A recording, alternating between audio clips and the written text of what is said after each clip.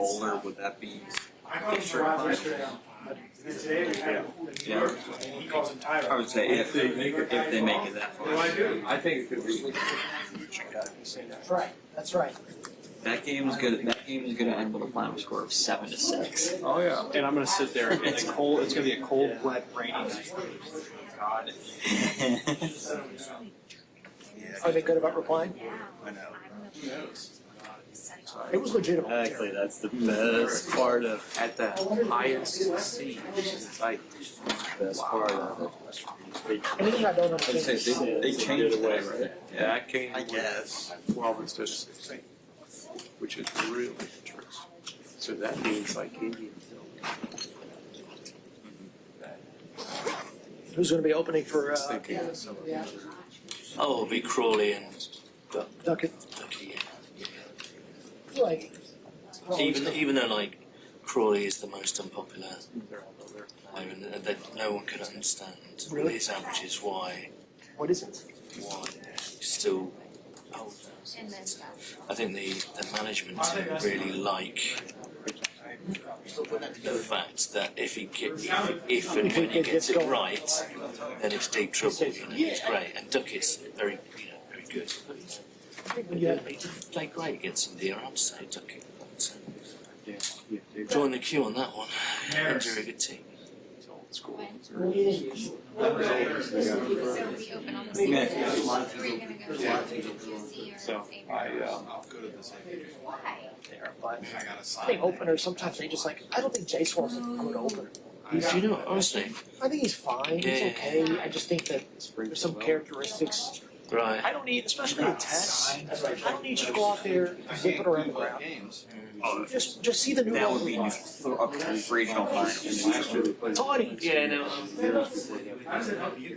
Because I can ask Trags, what do you think? You can say that with Duckett and Crawley as well. Just see that first half an hour of the ball stops moving around, Soften it up a little. and then you can Don't tee off. absolutely go nuts. But I could be. no, I don't know what it is.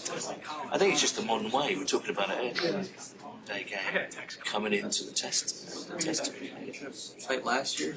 You've got Joe Root sitting there at 3. Like, Oh, he's so good. I almost so close to getting a ticket. Honestly, I'm credited because I not only it was Wimbledon, yeah, right. it was a Right. test, and then the race in Cincinnati. Ben, you would love Wimbledon with your snazzy dressing. I can see you in this kind of linen suit with your little tie and your pink shirt. You would just be so beautiful. With a little bottle of champagne just out there. Sorry. Yeah, you would fit in. Yes. That would be your turn. I would have had a And pass. even Lords as well. I can see you strutting around Lords like. High praise. That means that's very high praise. Thank you. Yeah. No, honestly, genuinely. Kristen, I'd ask you to dress down a bit. Really? But, Where's that at? that's in Birmingham. Okay, yeah. It's That's the like- closest. That's the closest ground to me. Okay. And it's great. It's really good. So Lords has to be experienced, I think. That's on the bucket list. I felt that's something too close to Reagan.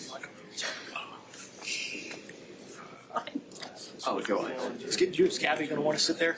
I can move my stuff down. It's my stuff anyways. I don't trust you around my stuff. So. I could very well break Through that. it. I could very well break it. Thing's heavy.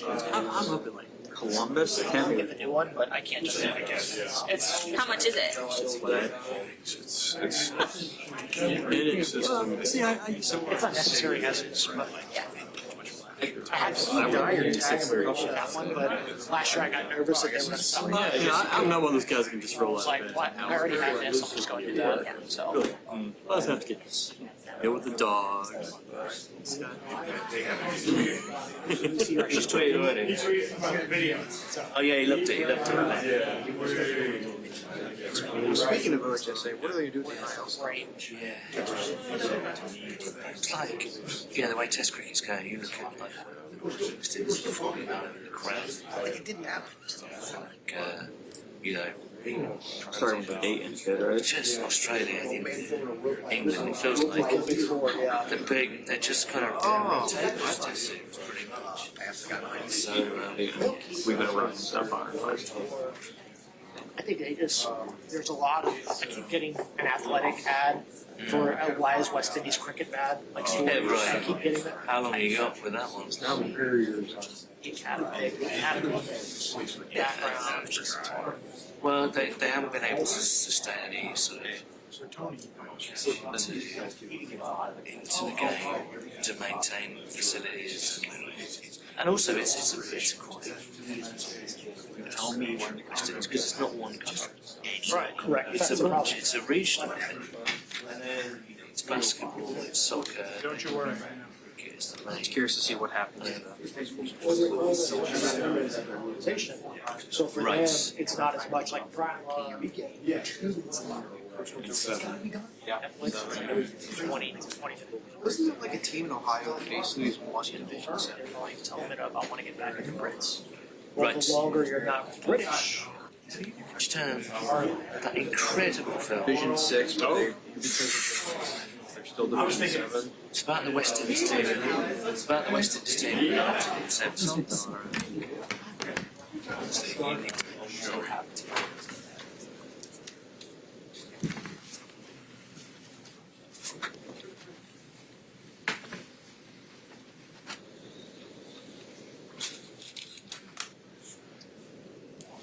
Go with your initial thoughts and impressions of the Jets defense. Yeah, well, listen, I've been with a handful of these guys, and have a lot of respect for the way they play the game, and I know it's probably tough there right now, but I know it's a group that'll come ready to play. So Finally feel like a normal week for you as opposed to playing catch up and hitting the ground running. yeah, for sure, it was nice to have a little to be able to breathe a little bit this weekend, and it feels like we were just out on the practice field, and it feels like I've barely been there. So yeah, it's good to kind of get back in the normal rhythm of a Monday, Tuesday, and now actually going out there on the practice field on Wednesday, feeling prepared. For a normal week, do you feel like you're operating the way you want to? You're not going to get a full training camp, but how do you feel like you're out there? Yes, I mean, so far, still learning and trying to pick up everything, and just play as fast and as smooth as I can, and using just the same. I'm going to try to keep my process the same, and use these walkthroughs and the practices to get used to calling it and seeing it, and just try to keep it at a basic level and keep going from there. So much focus, Joe, on you getting accustomed to your weapons, running backs, obviously the wide receivers. What about the offensive line? What's that? Getting used to them, playing in front of them, been like? Well, it's been great. I mean, I think you can tell that those guys are a hard-working group, and I think the biggest thing is for those guys to get comfortable with each other. And now, the way you get good at playing with each other is just trust. Trust between everybody. Trust that they're going to do their job. They have to trust that I'm going to do my job and get the ball out, and maybe know when we're getting the ball out in a quick game, know when we're maybe dropping a little bit deeper. I think as long as everybody can do that and trust each other to do their job and not try to get cute and make up for something here and make up for something there, then we'll grow together and be happy with it. How do you guys avoid the obligatory letdown game that comes after a mini bye facing a winless team? How do you guys keep the momentum going on offense from what you had in Pittsburgh? And just go out and take every day by itself, prepare Wednesday like you always do, Thursday like you always do, Friday, and then ultimately win the football game. A lot of that stuff is just talk, and you don't have to answer it unless you don't go out there and unless you go out there and don't play well. So it's simple. You can't worry about what the result is at any point, but definitely not on Wednesday. You just got to go out there and prepare, and then on Sunday, same thing. You got to go play each play, and just keep getting up and doing the same thing over and over again, and having the best play that you can possibly have in that moment. The results come when you're able to be in the moment and focus on the task at hand. So, Speaking of your offensive line, have you had a chance to kind of regroup with Orlando and just to kind of shake your heads and say, well, here we are again? I don't know if you've been able to have that moment yet or not. A little bit, yeah, because he's very willing to come up to me and talk about certain things like that, and just kind of ask me how it's been going in Cincinnati, and yeah, so like I think he's probably driven that conversation, but we've been able to talk a little bit about it. You mentioned the running game has struggled for the most part this year before you got here. Suddenly it's starting to click a little bit. Do you think what you've done in the pass game has opened up the run game, or did the run game help open up some things for you Thursday night in the pass game? It's tough to say. It's one game. I do think the run game early on, and that like I think initially the run game did spark us, that 30-yard run we had, and that was our first scoring drive, I believe. And then the next one we came out and had another little chunk run. Anytime that you can get some of those gains in the running game, it's going to help your offense out a lot. So I think in Thursday's case, the run game definitely helped us out. But we just got to, like I said, we got to just continue to work at it and have faith that, we're getting better. And, one game doesn't necessarily indicate what the next is going to be. And just like I said before about, the process of it all, I don't think we can really worry about that. I think we just got to continue to work on getting better and trust that we're doing the right things. And then on Sundays, it'll show up. You mentioned the word. What's the biggest way a quarterback can help a run game? It's might be counterintuitive to think of it that way, but are there ways beyond you obviously talking and running again? Like, what are the biggest ways quarterbacks can help keep a running game efficient? Well, complete passes when you get the opportunity to do it. Stay ahead of the stakes. Of the sticks. First and second down, especially first down. When you have easy completions and you can keep yourself ahead of the sticks, then it gives you the chance to be multiple and not be kind of forced into being one-dimensional because you weren't able to do what you were supposed to do on early downs. I think that's probably the biggest thing. Other than that, maybe I would say just the operation of it all, getting to the line of scrimmage, snapping the ball, having good rhythm with that. What do you remember about your growth when you were talking about the chemistry of yourself and the offensive line? Is there also a thought that it's looked so good the last 6 quarters in the passing game, you and your chemistry with the receivers? Is there a thought that it could be even better in November, even better in December? Can that growth continue with your weapons and yourself and your chemistry?